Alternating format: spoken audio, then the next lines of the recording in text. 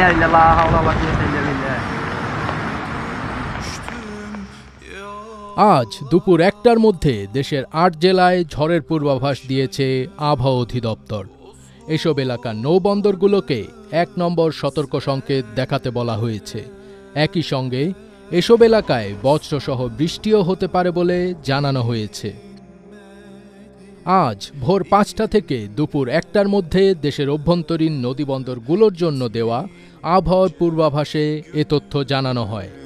আবহাওয়াবিদ doctor Mohammad Omar ফারুকের স্বাক্ষরিত বিজ্ঞপ্তিতে বলা হয়েছে, ময়মনসিংহ, বরিশাল, পটুয়াখালী, কুমিল্লা, নোয়াখালী, চট্টগ্রাম, কক্সবাজার এবং সিলেট অঞ্চলসমূহের ওপর দিয়ে দক্ষিণ অথবা দক্ষিণ পূর্ব দিক থেকে ঘণ্টায় ৪৫ থেকে ৬০ কিলোমিটার বেগে ঝোড়ো হাওয়া সহ অস্থায়ীভাবে বৃষ্টি অথবা বজ্রসহ বৃষ্টি হতে পারে।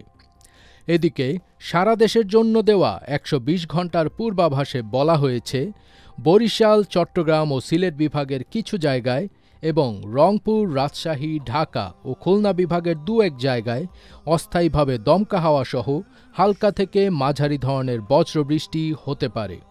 সেই সঙ্গে ময়মনসিংহ, বরিশাল, চট্টগ্রাম ও সিলেট বিভাগের কোথাও কোথাও মাঝারি ধরনের ভারী বর্ষণ হতে পারে।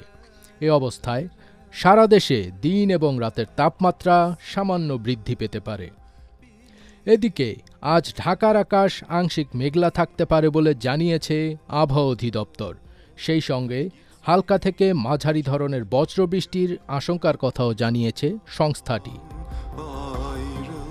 পূর্বাভাসে আরও বলা হয়, ঢাকার আকাশ আংশিক মেঘলা থাকতে পারে।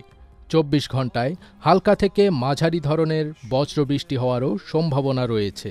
সেই সঙ্গে দিনের তাপমাত্রা সামান্য বৃদ্ধি পেতে পারে। এ অবস্থায় পাশাপাশি দক্ষিণ ও দক্ষিণ পশ্চিম দিক থেকে ঘণ্টায় ১০ থেকে ১৫ কিলোমিটার বেগে বাতাস প্রবাহিত হতে পারে।